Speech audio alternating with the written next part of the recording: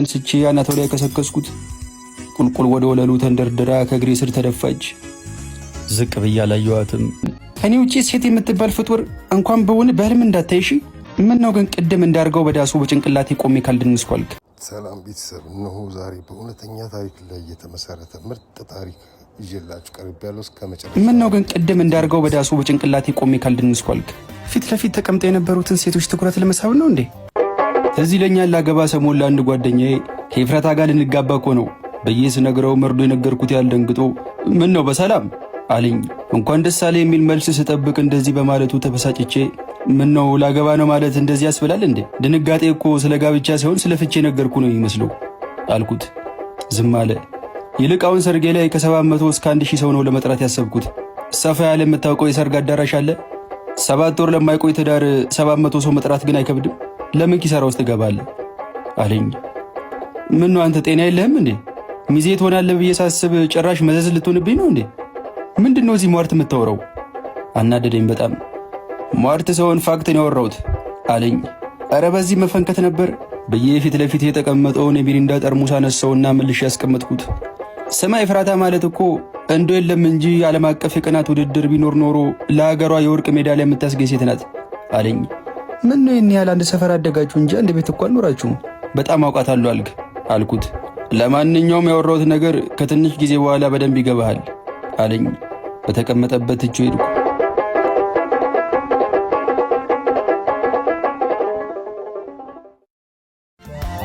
የሰርጋችን ቀን ማታ ፕሮግራሙ ተጠናቆ አቅፊያት መኝታ ክፍላችን ገባንና አልጋ ላይ አስተኝቻት ከረባቴን ካንገቴ ላይ ያላላው ነው። ቀን ሙሉ የጨፈርኩ ስላልኩ በጣም ደክሞኛል። ምን ነው ግን ቅድም እንዳርገው በዳሱ በጭንቅላቴ ቆሜ ካልደንስኳልክ። ፊት ለፊት ተቀምጠው የነበሩትን ሴቶች ትኩረት ለመሳብ ነው እንዴ አለችኝ። ፈገግ ብዬ ኧረ ማርዬ ፊት ለፊት ሴት ይቀመጥ ወንድ ጭራሽ አላስተዋልኩትም። እኔ ትኩረቴ ጭፈራው ላይ ነበር አልኳት። ትንሽ ዝም አለችና ደሞ ማናት እየጨፈረን እያለ ዘግናኝ ምራቅ መርጋ 200 ብር ግንባር ላይ ለጠፈችልህ። ፀሐይ ናት የሥራ ባልደረባዬ፣ ታውቂያታለሽ እኮ ፀሐይቱን ጨረቃ እኔ አያገባኝም። ከሷ በላይ ግን ያናደደኝ አንተ መገልፈጥ ነው። 200 ብር መሸለም እንደዚህ ያስግለፍታል እንዴ? 1000 ብር ብታረግልህማ እኔም ፈተህ እሷን ነበር የምታገባው አለችኝ። ኧረ በስመ አብ ኤፍራታ፣ ገና በሰርጋችን ቀን ስለምን ፍቺ ነው የምታወሪው? እኔና አንቺ እኮ ገና ብዙ አብረን የምናየው የህይወት ምዕራፍ አለ። ባይሆን የሴጣን ጆሮ ይደፈንበኝ። እኔና አንቺን ከሞት በስተቀር ማንም አያፋታንም አልኳትና የሸሚዜን ቁልፍ እየፈታው አልጋ ላይ ወጣው።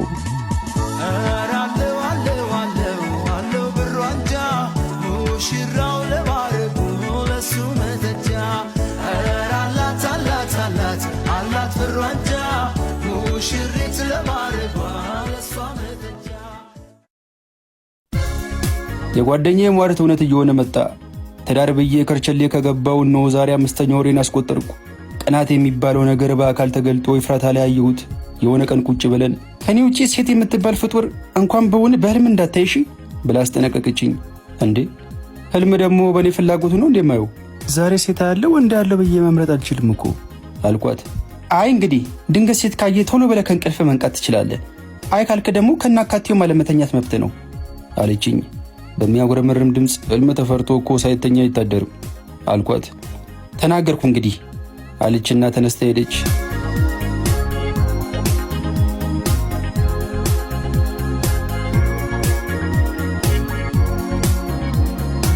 የሆነ ምሽት ድንገት ስልኬን ተቀበለችኝና ከእናቴና ከእህቴ ውጭ ያሉትን የሴት ኮንታክቶች እንዳላጠፋቻቸው ሴት የምትባል ፍጡር ባይኔ እንዳላይ ብላ የቤት ሰራተኛ ሳይቀር ወንድ ቀጠረች። በዚህ የተነሳ የማውቃቸውን ሴቶች ሳይቀር መንገድ ላይ ሳገኝ ሰላም ማለት ፈራው። ከሆነ አቅጣጫ ካሜራ ገጥማ የምትመለከተኝ ይመስለኛል። በሆነ ዕድለ ቢስ ቀን ደስ የሚላት መስሎኝ የቤቱ ጣሪያ እስኪነቀል ድረስ ድምፄን ከፍ አድርጌ ኤፊዬ ኤፊ እያልኩ እየተጣራው ወደ ውስጥ ገባው።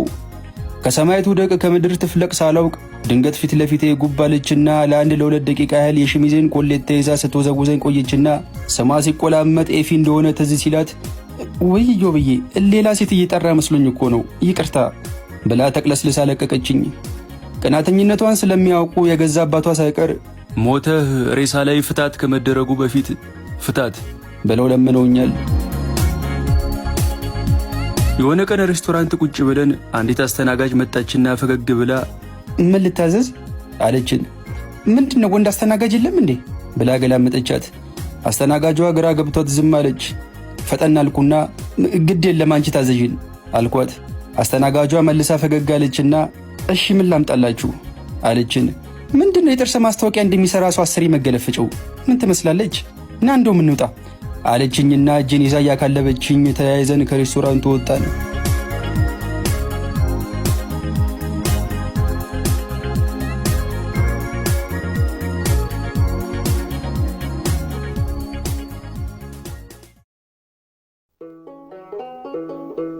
ከሰማችን ብዬ ቁጭ አድርጌ እየመከርኳት ነው። ኤፍዬ ቀናት እኮ የሰይጣን ነው። ለምንድን ነው የምትቀኙ? ስትቀኝ ደግሞ ከማንም በላይ ራስሽን እኮ ነው የምትጎጁ አልኳት። ስለምወድክ ነው እሺ መቀናው ቢገባክ አለችኝና ድንገት ደግሞ ምንድን ነው እዚህ ጋር የማየው ጥቁር ነገር ብላ ተኮሳተረች። ኧረ ማርያም የሳመችኝ ነው አልኳትና ደግሞ በዚህም ልትቀና ይሆን እንዴ አልኩ በልቤ። ነው እንዴ? እኔ እኮ ደግሞ ሌላ ነገር መስሎኝ አለችኝ። ኤፊ ግን ፍቅር በቀናት ይገለጣል እንዴ? ቀናት እኮ ሳይበዛ ደስ ይላል፣ ግን ደግሞ ከመጠን ሲያልፍ ሰይጣናዊ ነው የሚሆነው አልኳት።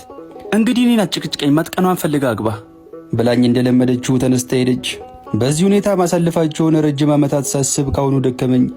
7 ወር ለማይቆይ ትዳር 700 ሰው መጥራት ግን አይከብድም? ለምን ኪሳራ ውስጥ እገባለሁ? ጓደኛዬ ትክክል ነበር።